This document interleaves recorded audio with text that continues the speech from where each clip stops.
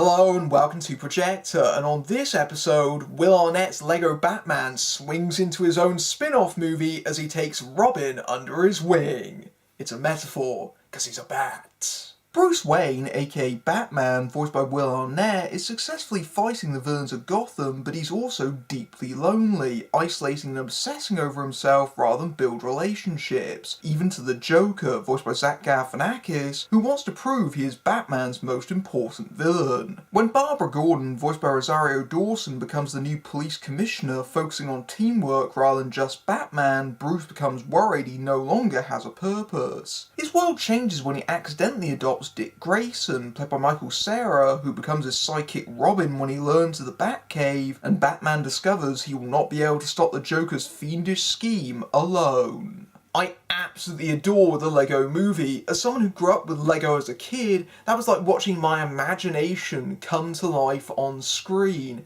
And it's a movie that you could be very easily cynical about before having seen it because it is technically a brand extension, but what was on screen is refreshingly free of that kind of cynicism, and in its place is a genuine vibrancy and creativity. I loved it to pieces. Pun completely intended.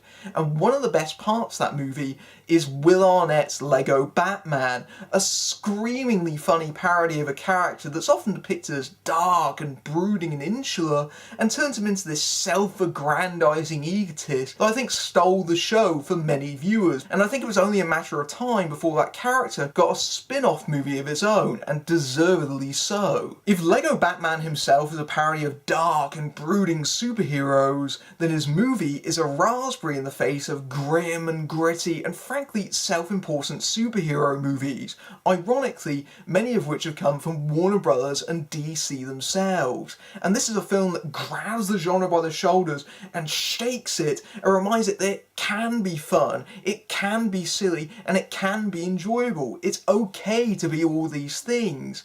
And yes, it's not the only superhero parody out there. I'd also like to point your attention to Batman Return of the Caped Crusaders with Adam West and Burt Ward, which is also really funny as a deconstruction of the character, but it feels like a movie that we need at this point in time, where superhero movies have got very, very serious about their massive universes. It very much feels like it's cast in sharp relief when it deconstructs and upends the tropes of those kinds of movies.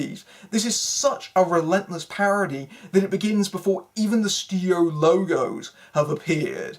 And in that sense, because of its rapid machine gun jokery, I would actually say this is even funnier than Deadpool, and Deadpool could be hysterical at points. I thought the movie overall was patchy, but this is just a full-on assault on those kind of movies. And the reason this feels so spot on is because the people that made this movie really adore the character and they know him very well. Will Arnett is fantastic in this movie. It's great to finally have a showcase for him in the leading role because he's often playing character roles in comedies. He normally is a bit player, but he's never been really given the opportunity to have the spotlight shined on him the way he has here, and he takes full advantage of it. He is so funny, and the movie very much relies on his very much improvised humour. And whether it's him bragging about his 9-pack abs or stealing a line from Wesley Snipes' Passenger 57, the gag rate from Arnett is so high that it's almost hard to keep up with it at points because it's so funny. You'll be laughing at one joke and then there'll be another joke on top of that you'll barely be able to hear out over the sound of your own laughter. But the thing about this character is once you take out the egotism and the vanity and bragging about how much he's cool, honestly, it's not that different from how Batman is usually portrayed. This comic caricature gets a lot right about Batman. At his heart, he is still that frightened little boy that lost his family. The main conflict of the movie is that he has to learn to accept other people coming to him. He's isolated himself because he's frightened of getting hurt emotionally. He's gotten to the point where he barely even takes the mask off. Again, another thing that the movie gets right is they understand that Bruce Wayne is a disguise and Batman is who he really is, and he spends most of the movie under the cowl. It's something that really works well because when the movie needs to go for emotion, it feels genuine and sincere and earned. It feels like the movie is both a love letter and a send-up, and if you watch carefully, and even not so carefully, there's just loads of references to various incarnations of the character all over the place, both visually and in the dialogue. Both the 1989 Batman film and The Dark Knight are both specifically referenced in lines of dialogue within the first 10 minutes of the movie. It's a movie that really understands how Batman works, and because of that, it's such an effective send-up of the character. But what it also gets right is his relationship to the Joker, this very symbiotic relationship between them. And the movie takes that in a comic direction as well, but again, it's not that different to how we've normally seen them portrayed together on screen. I actually quite like Zach Galifiankis as the Joker in this movie. Normally I'm not really a huge fan of Galifiankis because I find his brigade of weirdo characters a little bit one note, but he's perfectly suited to this kind of role, and the movie takes that relationship between Batman and the Joker and turns it into an actual relationship. There is very much an underlying, not so subtle romantic element to their relationship. That's the joke, is that instead of saying I love you, Joker is basically wanting Batman to admit that he hates him, but also kind of loves him a little bit. And that sort of humour is very funny if you know these characters so well. However, the filmmakers also wisely place Arnett in an ensemble and surround him with a supporting cast that serve as great foils for him, and this is especially the case for Michael Cera as Robin. Cera plays Robin as this giddy, energetic, almost relentlessly happy character. He is overjoyed to be a part of the new Bat family, as it were. It's quite funny that dynamic between Batman and Robin in this movie, because you have this happy-go-lucky character bouncing off against this very negative one that refuses to even acknowledge him if he can help it, even though Robin genuinely adores his new father, or Padre as he prefers to call him, and Batman prefers to be called as well.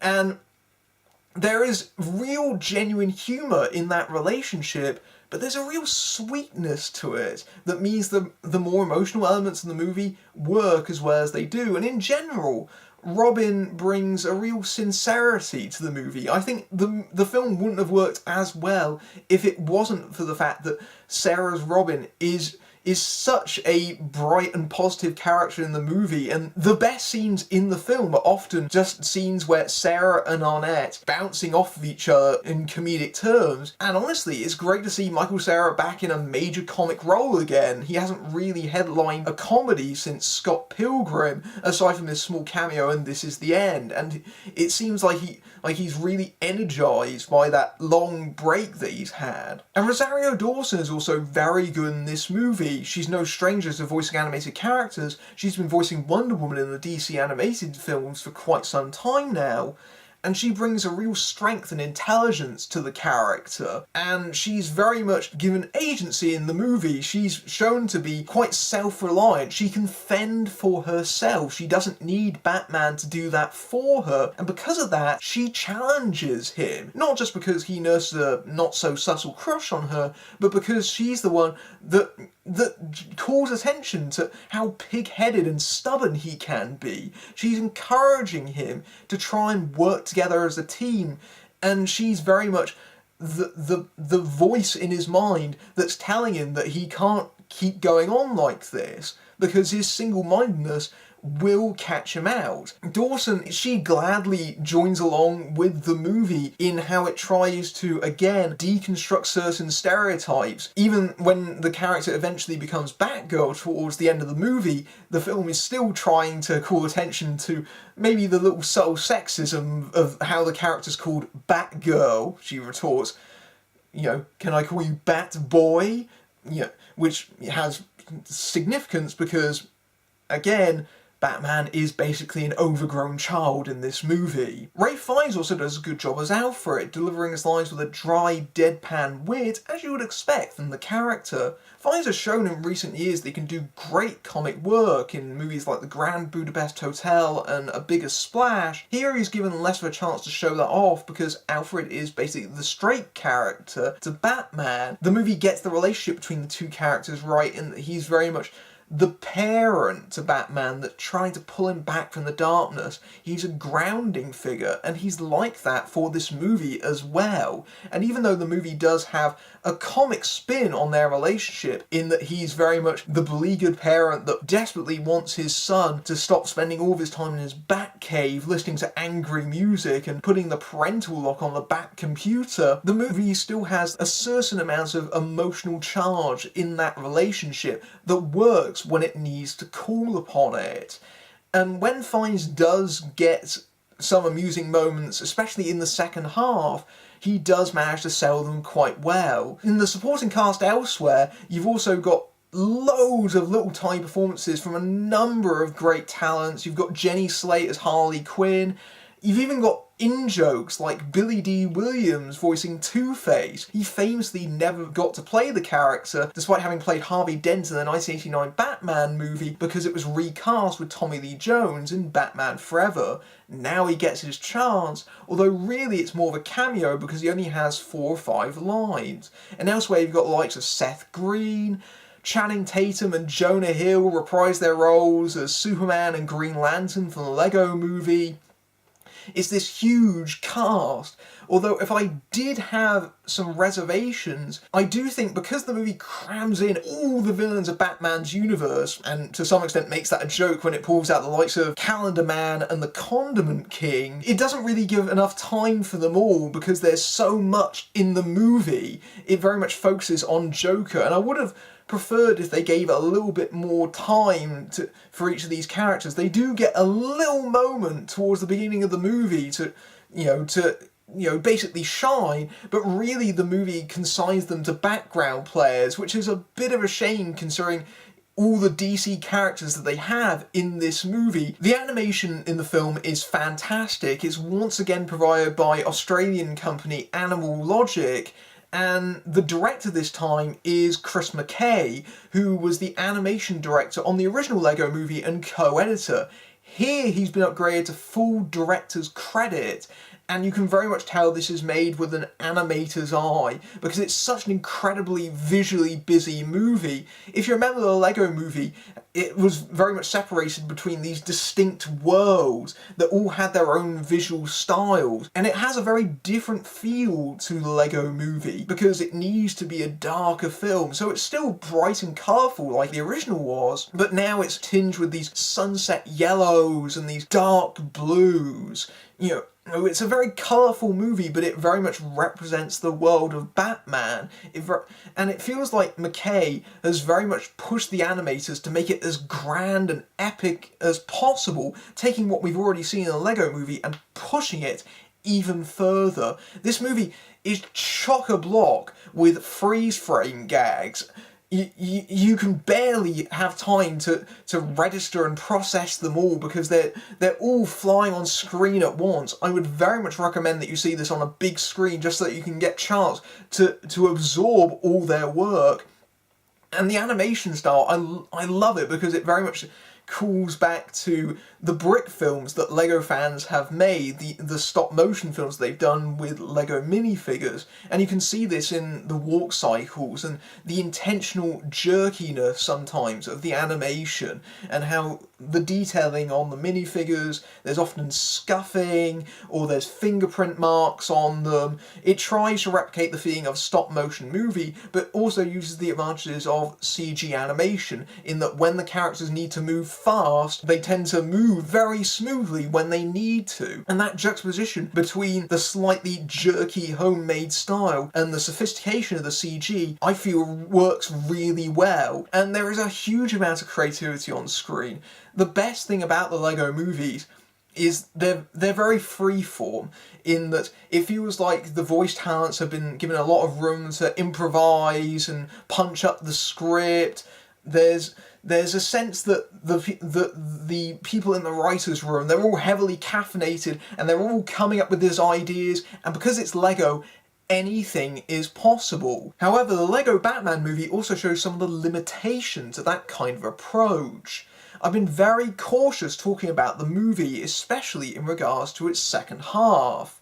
The advertising campaign is only really focused on the first 30 to 40 minutes of the movie because there is some big surprises in its second half that I'm not going to reveal here. They've even gone to the point where they've specifically animated scenes for the trailer, and there are lines that are in the trailer that aren't in the final film, which is also representative of its very improvisation heavy approach where they can just switch out lines when they need them to. What happens in the second half of the movie, without giving anything away, is that it already has this massive scope in its opening stages, but it manages to find a way of going even further than that.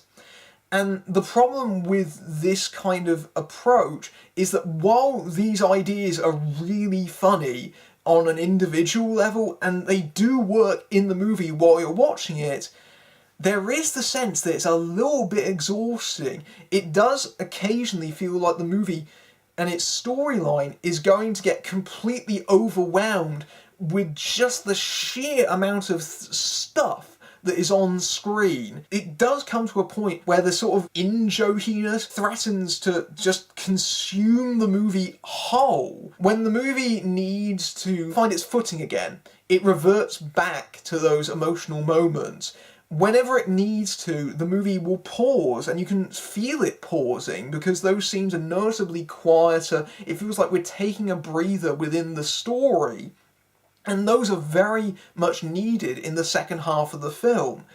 And I think because the film is so sweet and it's so happy and it's so genuine in its love for Batman and the characters that it manages to right the ship somewhat, even when it starts getting a bit flooded. It again speaks to the problem in that because it can do anything, it starts to lose a little bit of its focus somewhat. And that's why the Lego Batman movie isn't quite as good as the Lego movie, and that's not just because the obvious factor of the surprise of its novelty has worn off. It's because it's a much messier film in regards to its plotting and so forth. It very much feels like the kid that emptied his entire bucket of Lego onto the carpet and is determined to use every brick of it. However, it's still an incredibly funny, really inventive, very clever and proudly geeky film, and I had a huge amount of enjoyment watching it. I really laughed my socks off all the way through this film, and it very much has a strong message of teamwork for its intended audience. If the original Lego movie had the message that anyone can be a master builder, then this one very much focuses on teamwork and family and building upon each other and with each other. And I think that very much connects with the Lego brand. And while this is a film that is, partially aimed at children, it very much has a sophistication that will entertain adults and very much will please Batman fans especially. I think that this is a film that very much will entertain the entire family, both big and small, and I think it's a movie that kids are going to enjoy just as much as adults. It comes very highly recommended. The Lego Batman movie is terrific fun and is often absolutely hysterical thanks to the efforts of Arnett and company. It's filled to the brim with gags, in-jokes and references, but it's all done with a huge amount of love for the Caped Crusader and his world, and despite being a comic caricature, it's in keeping with the character, especially his relationship to the Joker, which is full-on bromance here. The animation is fantastic and it's wildly inventive, although by the time of its kitchen sink third act, that invention almost comes to the point of consuming the entire movie with its huge cast of characters, but the genuine sweetness of its more emotional moments does manage to keep that in check. It's not quite on the same level as the Lego movie because it's messier, but it's still a big geeky blast to watch for kids big and small. If you like this review, please support my work over at Patreon, and coming up I've got reviews of United Kingdom, T2 Trainspotting and Ballerina, aka Leap. But until then, I'm Matthew Buck, fading out.